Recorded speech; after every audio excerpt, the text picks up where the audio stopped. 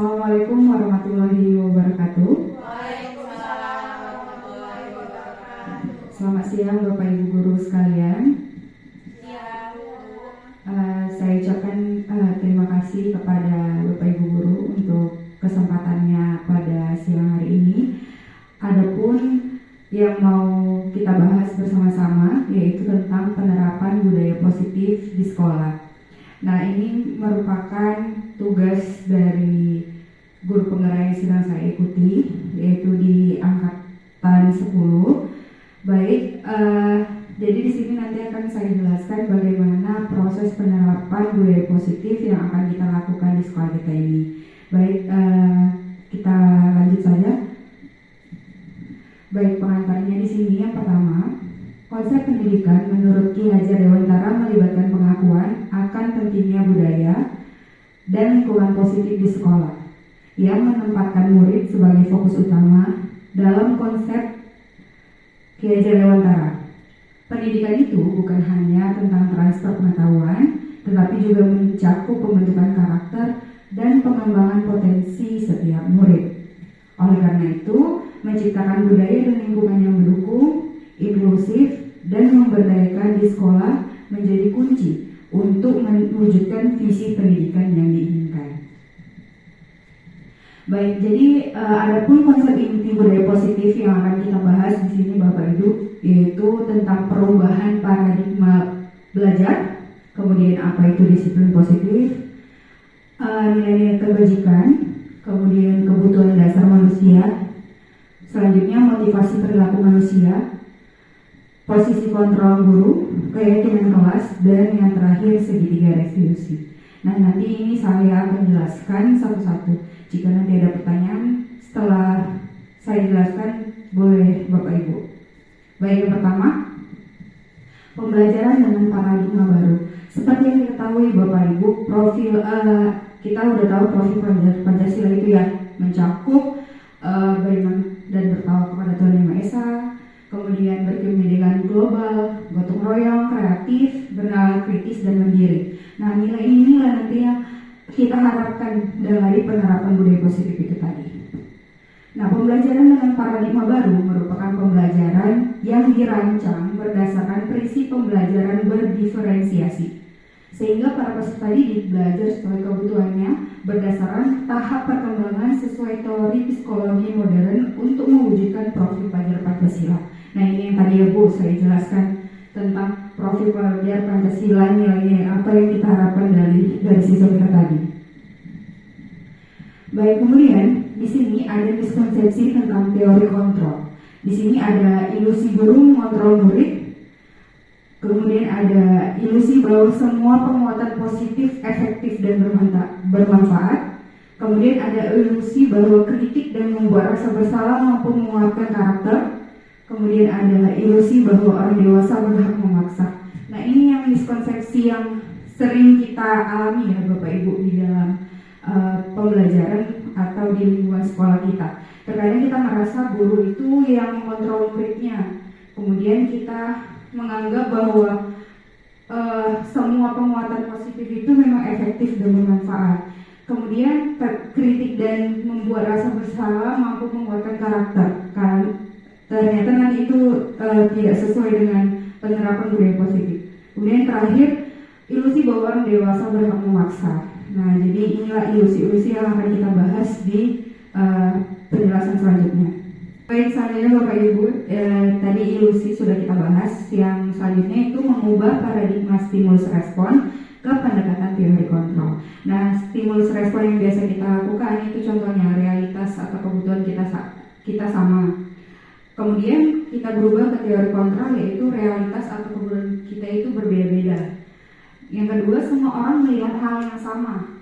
Tapi kalau kita menggunakan teori kontrol, setiap orang memiliki gambaran berbeda. Selanjutnya kita mencoba mengubah orang agar berpandangan sama dengan kita. Tapi kalau teori kontrol, kita berusaha memahami pandangan orang lain tentang dunia. Selanjutnya, perilaku buruk dilihat sebagai suatu kesalahan.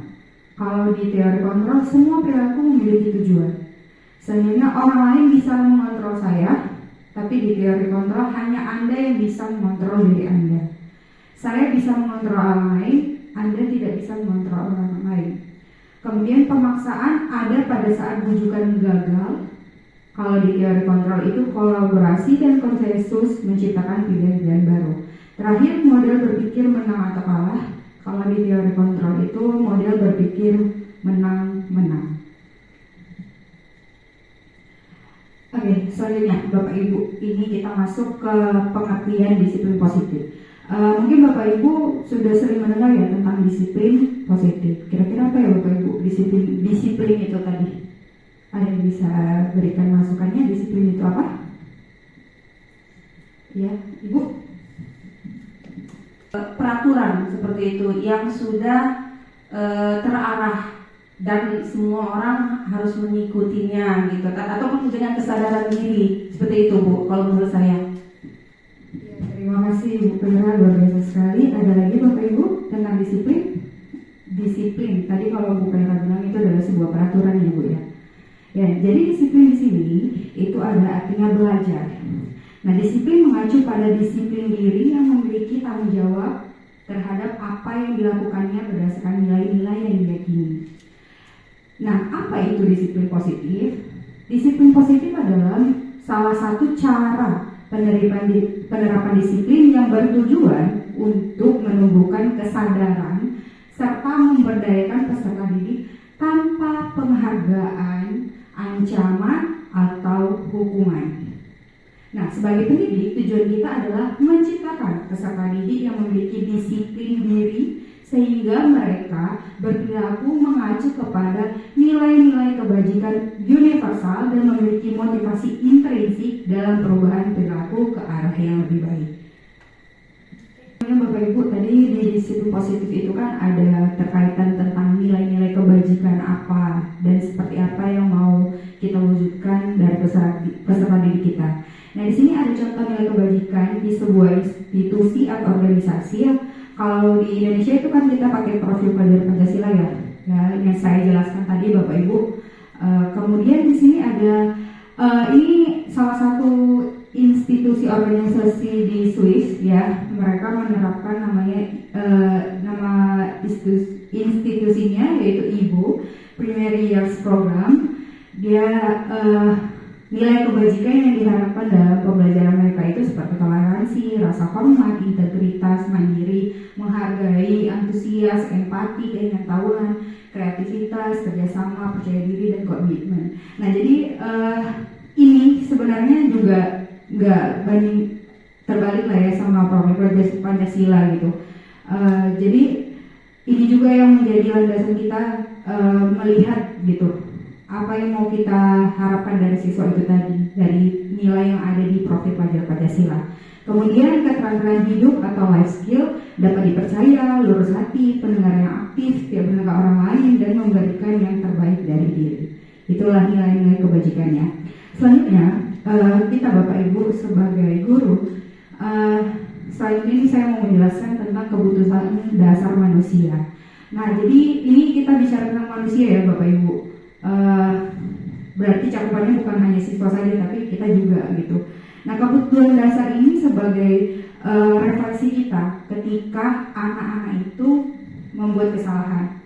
Tentunya pasti kesalahan-kesalahan yang mereka buat itu pasti ada yang kurang dari kebutuhan dasar ini. Nah, inilah yang harus kita pahami. Nah, kebutuhan dasar manusia adalah segala sesuatu yang kita lakukan untuk mendapatkan apa yang kita inginkan. Seluruh tindakan yang kita lakukan memiliki tujuan tertentu, dan semua usaha terbaik yang kita lakukan adalah dalam rangka agar kebutuhan dasar kita terpenuhi dengan baik. Itu dia kebutuhan dasar Bapak Ibu. Nah, selanjutnya, apa saja kebutuhan dasar manusia itu tadi yang perlu kita ketahui? Nah, yang pertama yaitu bertahan hidup. Nah, kita sebagai manusia pasti semuanya ingin bertahan hidup ya. Itu berkaitan dengan makanan, pakaian, tempat tinggal, kemudian keamanan dan kesehatan.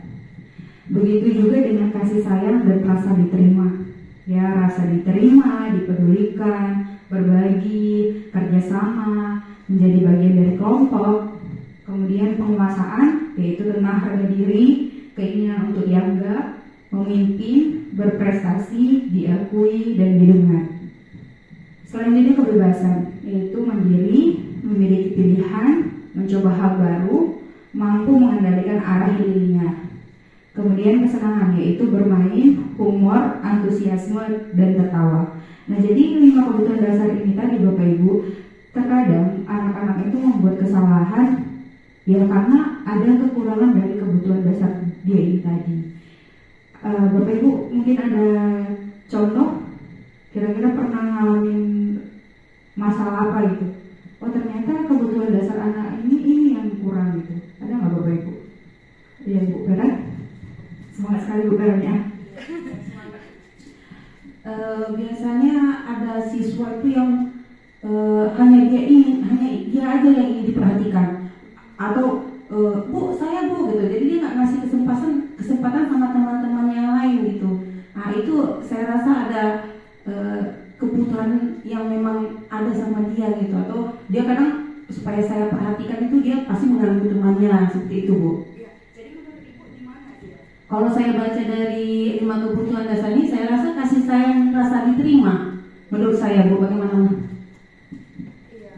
Baik, terima kasih Bu Vera. Jadi ini ya Bu Bapak Ibu, tadi yang sudah dicontohkan sama Bu Vera itu, ternyata kita juga bisa mengidentifikasi kan apa masalah anak itu gitu. Nah jadi kebutuhan dasar mereka mungkin di rumah kurang gitu. Kan kita kan nggak tahu ya latar belakang keluarga siswa kita ini seperti apa gitu.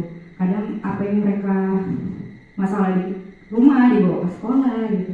Nah jadi itulah yang harus kita lihat Bapak Ibu ya. Inilah 5 kebutuhan dasarnya. Baik Ibu, selanjutnya. Oke. Nah Bapak Ibu, selanjutnya kebutuhan dasar tadi itu korelasinya juga tentang motivasi perilaku manusia. Nah di sini motivasi itu ada 2, yang ekstrinsik dan intrinsik. Apa itu saja yang ekstrinsik? Yang pertama, kita punya motivasi itu untuk menghindari hukuman. Yang kedua, untuk mendapatkan penghargaan atau imbalan. Nah, yang ketiga, untuk menjadi orang yang mereka inginkan dan menghargai diri sendiri dengan nilai-nilai yang mereka percaya. Nah, jadi motivasi ini itu semua ya. Guru juga bisa mempunyai motivasi ini, siswa juga seperti ini. Nah, jadi kita sebagai guru harus bisa mendorong motivasi intrinsik, jangan yang ekstrinsik. Ya, motivasi intrinsik ini jangan misalnya anak-anak itu mengerjakan tugas karena ada takut nih dihukum, atau karena besok dikasih coklat nih sama Bu Ida gitu, saya baru ngerjain. Nah, enggak. Tapi kita harus mendorong motivasi itu tadi dari siswa itu sendiri gitu. Memang dia belajar itu adalah kebutuhan dia gitu. Itu ya Bapak Ibu. Selanjutnya, nah ini keterkaitannya dengan hukuman, konsekuensi, dan restitusi. Nah ini hukuman itu tidak terencana atau tiba-tiba. Murid tidak tahu apa yang akan terjadi atau tidak dilibatkan, bersifat satu arah, berupa fisik atau psikis. Kalau konsekuensi yaitu terencana, disepakati sesuai peraturan. Murid tetap dibuat tidak nyaman, sikap guru memonitor murid selalu. Kemudian restitusi, proses menciptakan kondisi bagi murid untuk memperbaiki kesalahan, dan proses yang kolaboratif mengajarkan murid untuk mencari solusi sendiri. Nah Bapak Ibu, yang mana yang masih sering kita lakukan Bapak Ibu? Hukuman kah? Konsekuensi? Apakah restitusi? Yang mana? Hukuman. Oh masih hukuman ya Bu. Nah jadi inilah Bu ya, penerapan budaya positif ini kita akan menggeser sedikit paradigma, nggak sedikit sih, harus semua paradigma pembelajaran kita, perilaku kita, bahwa ternyata hukuman, konsekuensi itu masih kategori yang tidak bisa membuat anak itu mengubah perilakunya. Itu nanti seperti apa kita jelaskan di selanjutnya. Jadi beda ya Bu, hukuman sama konsekuensi ya? Atau ada yang mau ditanya? Paham ya Bu ya? Ya oke, selanjutnya terlalu guru. Nah jadi ada yang tadi tentang hukuman, konsekuensi, dan restitusi. Ini nanti jelasnya di sini ya Bapak Ibu. Di sini ada penghukum, ada pemantau, teman, pembuat merasa bersalah, dan manajer. Nah dari 5 posisi ini, kira-kira Bapak Ibu ada yang mau, yang tertarik yang mana nih? Biar saya jelaskan gitu. Oh iya, Ibu Amel yang mana Bu? yang teman. Oh, yang teman. Oke, baik, yang teman ya, tentang 5 posisi kontrol guru. Nah, tadi Bu Amel tertariknya dengan teman. Nah, di sini Bapak Ibu guru untuk semuanya, teman ini adalah posisi yang contohnya ya Bapak Ibu. Misalnya kita harus jadi orang yang ramah sih sebenarnya di sini. Kita dekat dengan siswa gitu. Bahasa kita pun juga harus ya dekat gitu. Gimana dunia mereka gitu kan. Kalau kita kebetulan kita di SMK ya kan, mereka kan udah tahap yang dewasa, kita bisa menggunakan bahasa-bahasa sehari-hari mereka yang dekat sama mereka gitu.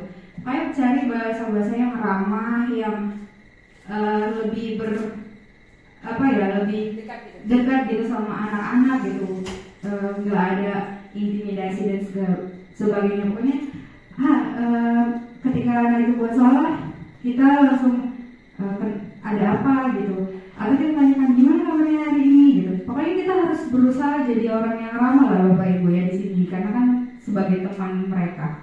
Nah, itulah 5 posisi kontrol, contoh dari teman. Nah, jadi sebenarnya di sini yang mau saya jelaskan itu tentang posisi yang manajer Bapak Ibu.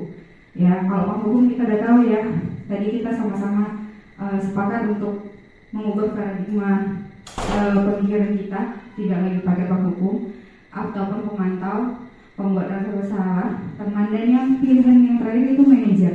Ya, manajer ini adalah level yang paling tinggi. Nah, ini ada contoh ya Bapak Ibu.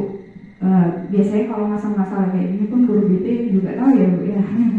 Nah, ini saya kasih contoh satu, yaitu kasusnya siswa tidak memakai atribut lengkap saat upacara bendera. Nah, kalau misalnya kita perhukum ya, contohnya hormat pada bendera selama 1 jam. Nah, itu posisi penghukum ya Bapak Ibu. Kalau dia pembuat rasa bersalah, pasti kalimatnya seperti ini. Berapa kali ibu itu bilang, kamu itu selalu mengajarkan ibu, kenapa lah harus pakai nggak pakai atribut yang lengkap. Nah, itu pembuat rasa bersalah. Tadi sekarang posisi teman. Nah, ini tadi ya contohnya Bu Amel, ayo dong ikuti aturan sekolah, tolong bantu bapak atau ibu ya sekali ini. Ya sudah, nggak apa-apa, lain kali jangan sampai buat seperti ini lagi ya. Nah, jadi itu posisi teman. Selanjutnya pemantau. Kamu sudah melanggar peraturan sekolah, kamu tahu konsekuensinya. Setelah upacara, kamu beli atributnya ke koperasi dan jangan diulangi lagi. Nah, ini posisi pemantau. Nah, kalau kita sebagai manajer Bapak Ibu, ini posisi yang nantinya akan kita terapkan di dalam sekolah kita. Kita tanyakan, apakah kamu tahu kesalahan kamu? Lalu kita tanya, kira-kira bagaimana kamu memperbaiki kesalahanmu? Nah, jadi kita mencoba untuk mendorong motivasi intrinsik tadi itu Bapak Ibu. Kesadaran anak itu tentang kesalahannya, dia harus buat apa. Nah, yang Bapak Ibu tentang 5 posisi kontrol. Kemudian keyakinan kelas. Bapak Ibu sudah ada yang menerapkan keyakinan kelas di kelasnya? Di kelas lah dulu ya Bapak Ibu sebelum kita ke sekolah. Ada yang tahu keyakinan kelas itu seperti apa atau bentuknya apa? Kesepakatan ya Bu? Iya, keyakinan itu kesepakatan ya. Kalau untuk cara ininya ada Bapak Ibu? Belum ya? Belum. Ya, belum. Nah, ini sini kita bahas ya. Di sini mengapa keyakinan kelas? Kenapa bukan peraturan kelas? Nah, jadi bahasanya kita ganti ya Bapak Ibu, yaitu keyakinan kelas. Kita bahas. Nah, pembentukan keyakinan kelas itu harus bersifat abstrak, berupaya pernyataan universal, dibuat dalam pernyataan positif, sedikit ya, tapi mudah diingat. Kemudian sesuai dengan kondisi kelas dan sekolah sehingga mudah diterapkan. Dan semua warga sekolah atau warga kelas dilibatkan saat membuat keyakinan kelas. Nah, ini contohnya Bapak Ibu. Keyakinan kelas itu, ini kan tadi pembentukan keyakinan. Jadi nanti Bapak Ibu, ini kan kita mau awal ajaran baru. Ini bisa kita terapkan sebagai bentuk keyakinan kelas kita masing-masing Bapak Ibu. Nanti contohnya bisa Bapak Ibu ya, selama ini kan kalau kita masuk ke kelas langsung ngajar gitu kan. langsung ngasih materi. Jadi anak-anak itu kadang kesannya terkejut gitu, tiba-tiba udah langsung materi. Nah coba kita rembukan dulu Bapak Ibu. Keyakinan kelas ini dibuat untuk meminimalisir pelanggaran atau hal-hal kesalahan yang dibuat anak-anak selama pembelajaran atau di kelas. Nah jadi contohnya ya seperti ini, boleh ya kita kolaborasi ya Bapak Ibu dengan siswa kita, bukan kita saja yang maunya seperti apa kelasnya, tapi kita tanya satu-satu Bapak Ibu, anak itu mau kelas yang seperti apa. Nah kebetulan saya sudah menerapkan Bapak Ibu di kelas, ternyata jawaban mereka itu juga luar biasa loh Bapak Ibu. Mereka menuangkan isi hatinya, dia pengen kelas yang bersih, pengen kelas yang aktif. Kemudian ada juga kemarin kebetulan ada yang bilang, Bu saya nggak mau kelas ini baperan gitu, berarti kelasnya itu baper semua orangnya gitu, sensitif gitu kan. Nah jadi boleh dibuat di kertas seperti ini pakai sticky note Bapak Ibu, ya kan, nanti kita tempelin satu-satu. Setelah semua siswa sudah berikan opininya, lalu kita cari ya, tadi kan di sini sedikit aja tapi mudah diingat, jadi minimal 6-7 poin ya Bapak Ibu.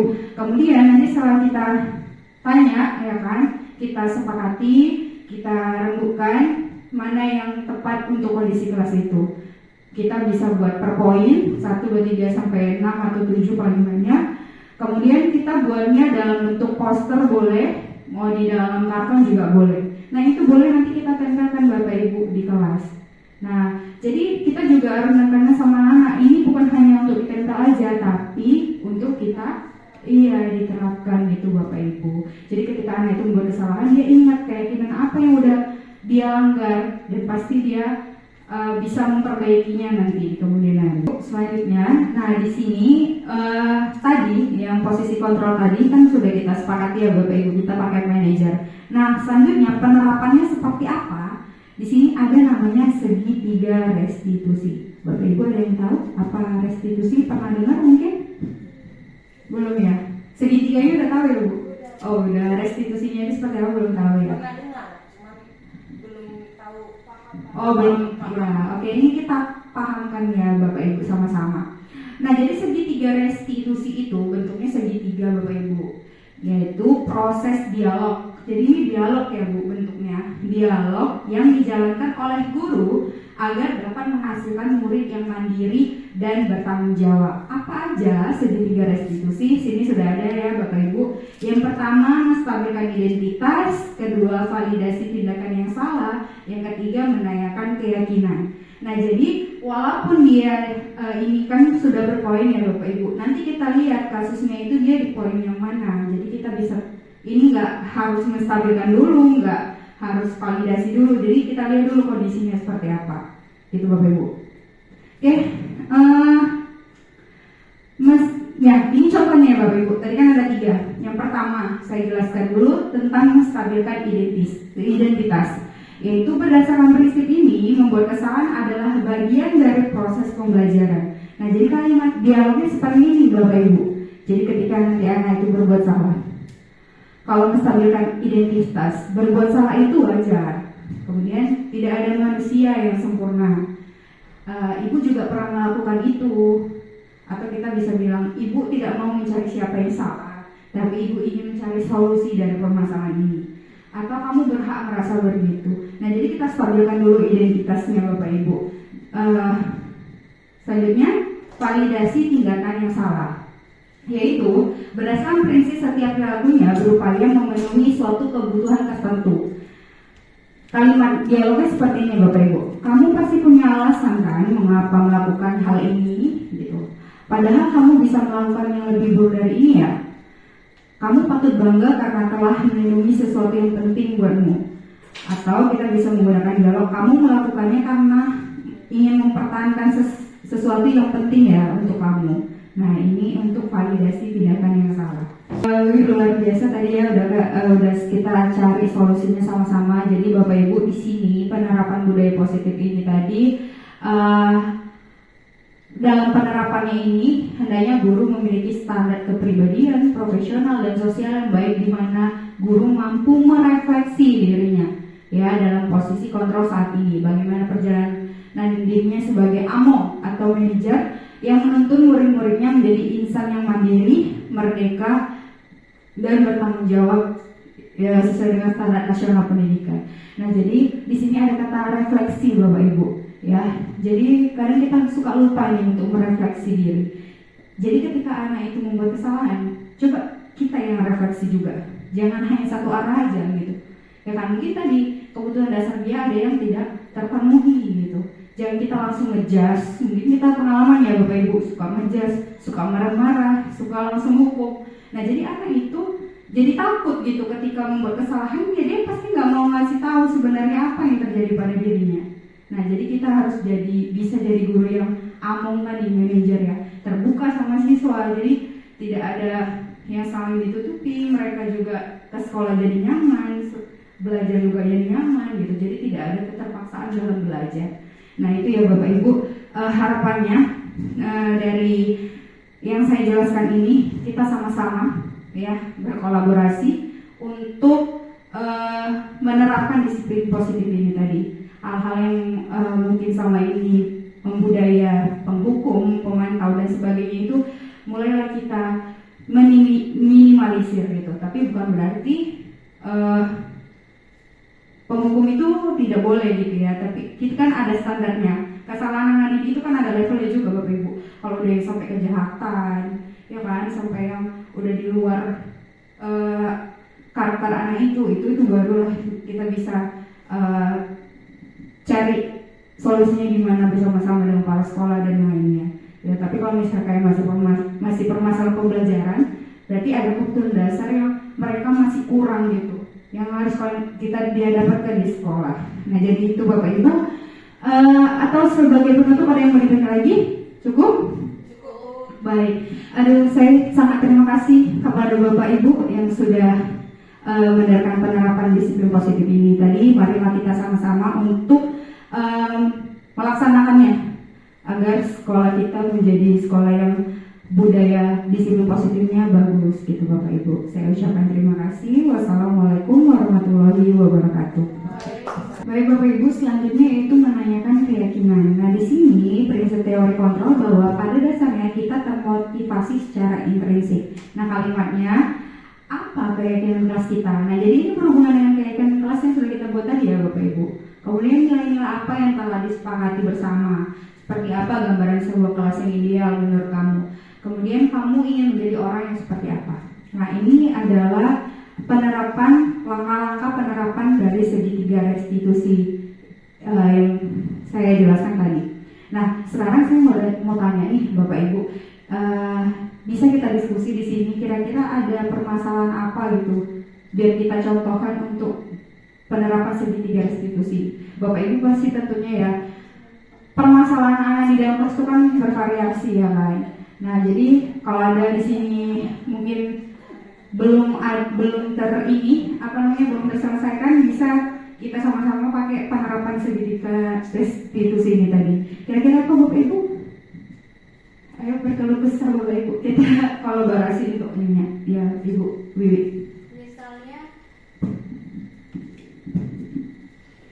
Misalnya di dalam kelas itu ada siswa dia merasa dirinya sering dicontek, jadi dia tidak terima. Seperti itu. Jadi Bu Wiwi punya pengalaman ada siswa yang ngadu gitu ya Bu Wiwi sama ibu nyontek dia gitu, terus sampai dia ini kira-kira gimana Bu? Maksudnya dia cuma bilang seperti itu ya sampai, atau dia buat apa sama anak dirinya? Ributan jadinya. Oh, jadi ribut gitu ya Bu. Oke, nah kita pakai yang tadi ya Ibu, yang segitiga tadi Bu, tolong. Nah, tadi yang pertama menstabilkan identitas Bapak Ibu. Tadi kan udah ada kalimat-kalimatnya ya. Ini saya contohkan. Tadi kasusnya ada siswa yang dia dicontek terus, jadi dia ngerasa nggak nyaman gitu dengan temannya. Jadi pertama kita stabilkan dulu identitas. Gimana caranya? Nah, jadi kita ajaklah anak itu duduk ya berdua, kita tanyakan gitu. Kita stabilin dulu. Kadang kan anak-anak ini kalau emosi dia buat perilakunya itu jadi nggak terarah gitu Bapak Ibu. Jadi kita kontrol dulu emosi dia. Kita tanyakan apa yang kamu buat gitu sama si siapa yang namanya Iqbal misalnya gitu kan Bu. Nah jadi kita tanyakan dulu kenapa kamu marah gitu kan. Kita boleh bilang oh ya semua manusia itu pasti pernah berbuat kesalahan kayak gitu. Nah jadi kita stabilkan dulu identitasnya. Kemudian yang kedua boleh Bu yang validasi tindakan yang salah. Nah kita tanyakan Bapak Ibu sama si anak apa yang kamu lakukan sama temanmu. Tadi Bu Wi bilang dia buat keributan jadi di kelas ya kan, kelas jadi tidak kondusif. Nah gitu atau dia marah-marah sama temennya ya kan. Di sini kita tanya gitu kan, kenapa kamu alasannya kenapa kamu buat itu? Karena dia mencontek tadi ya Bu, jadi buat dia nggak nyaman. Nah jadi kita tanya dulu seperti itu. Nah setelah itu kita juga tanyakan kamu siap nggak?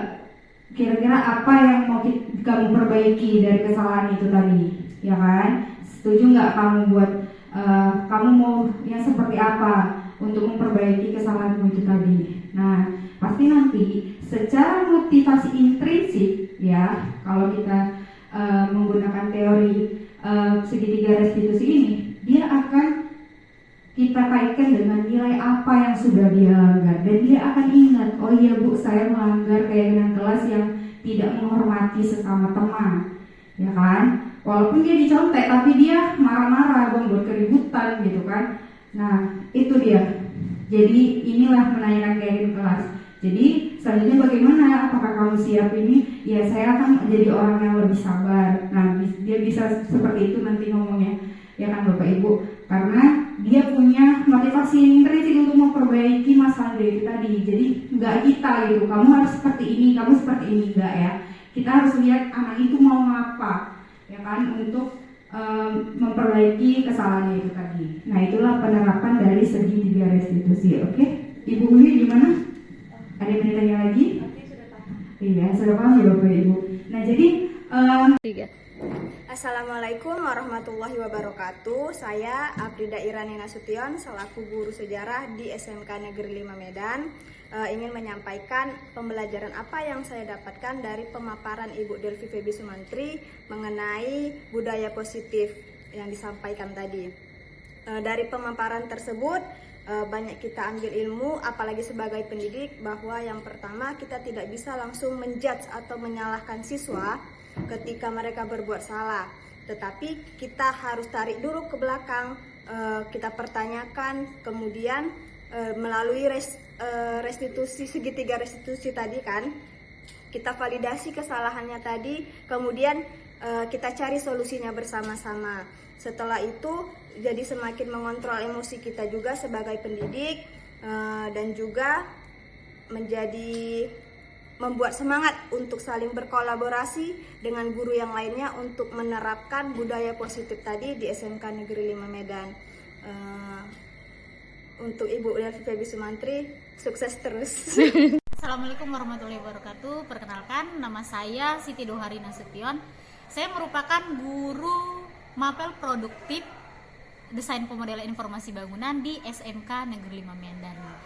Berdasarkan pemaparan materi yang disampaikan oleh pemateri, saya dapat poin sangat penting di dalam pembelajaran termasuk dalam ruang kelas. Yang pertama itu yang saya ambil dan sangat membekas sampai sekarang itu adalah mengenai resistensi atau segitiga resistensi itu. Jadi menurut saya sih memang kita di lapangan kita sudah melaksanakan itu, tapi sepertinya penerapan kita di lapangan itu lompat-lompat gitu, semacam tidak terarah kita untuk mengarahkan atau menganalisis hal yang dilakukan siswa mengenai resistensi tersebut. Jadi setelah mendengarkan pemaparan itu, saya paham bahwasanya yang pertama apa sih yang kita lakukan kalau misalnya ada masalah atau ada kendala di dalam ruangan kelas. Terus kemudian tahap yang kedua apa yang kita lakukan, dan yang terakhir apa yang kita lakukan lagi untuk yang berikutnya. Seperti yang pertama tadi kan kita melaksanakan stop dulu Kak. Assalamualaikum warahmatullahi wabarakatuh. Waalaikumsalam warahmatullahi wabarakatuh. Selamat pagi. Pagi Bu. Gimana kabar hari ini? Baik Bu. Ya, alhamdulillah semua baik hari ini ya. Nah, di pertemuan pertama kita ini di awal ajaran baru,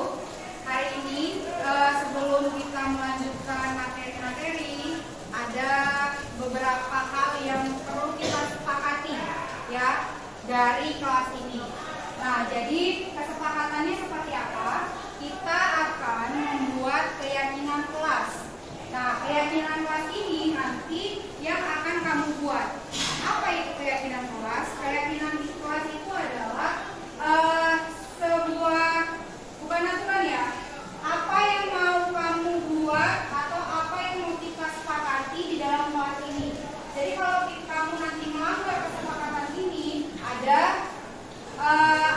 konsekuensinya apa gitu. Nah, jadi keyakinan kelas ini contohnya ya, itu contohkan misalnya tidak boleh datang terlambat, aktif dalam pembelajaran. Nah, jadi nanti ini akan Ibu bagikan sticky note satu orang satu. Silakan buat apa saja ya yang mau kamu buat keyakinan kelas dari 11 DPB ini. Mau pembelajaran seperti apa? Kelas ini mau gimana? Buatlah masing-masing satu atau mau dua juga boleh. Ya, jadi di kertas ini. Oke, jadi ini Ibu bagikan kertasnya satu-satu ya, baru nanti kita tempelkan bersama di papan tulis. Ditempelkan ya, yang belum menempelkan hasil dari keyakinan yang kelas mau kamu buat. Silakan.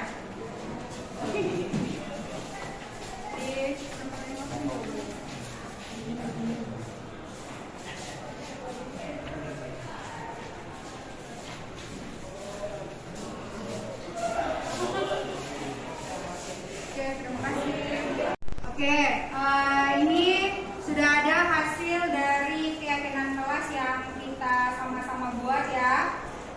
Kita lihat satu-satu. Di sini ada yang bilang nggak boleh baperan, baper, ya. Kemudian wajib mengerjakan tugas tepat waktu.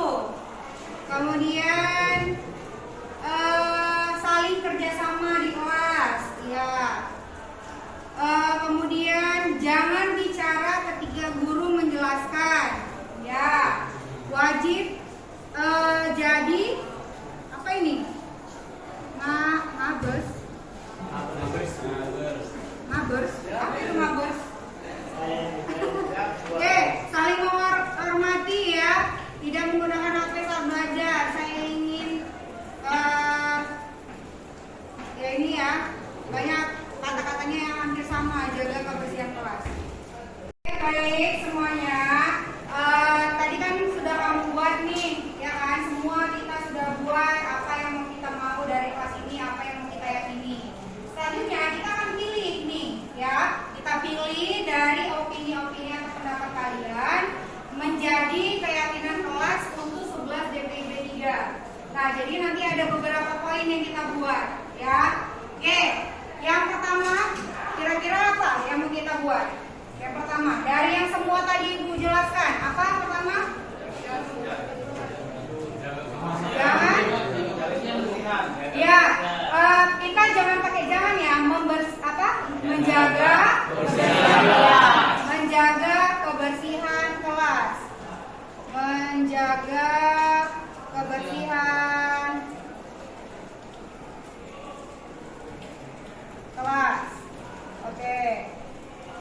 Nah, Ibu, tadi sudah bersama-sama kita membuat keyakinan kelas yang sudah kita tempelkan semua di sini.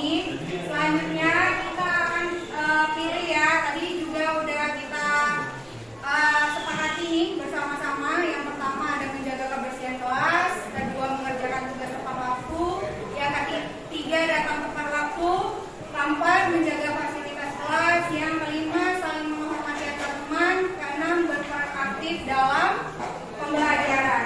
Nah, jadi keyakinan kelas ini bukan hanya sekadar yang kita sepakati saja, tapi harus kita lakukan bersama-sama ya, kita sepakati dan dijalankan dan dilaksanakan ya. Jadi nantinya harapannya keyakinan kelas ini menjadi satu kebiasaan ya, kebiasaan positif yang kamu lakukan di kelas ya. Jadi bersama-sama lah ya kita untuk mensepakati keyakinan kelas dari 11 DPIB. Oke, baik, Ibu ucapkan terima kasih. ya.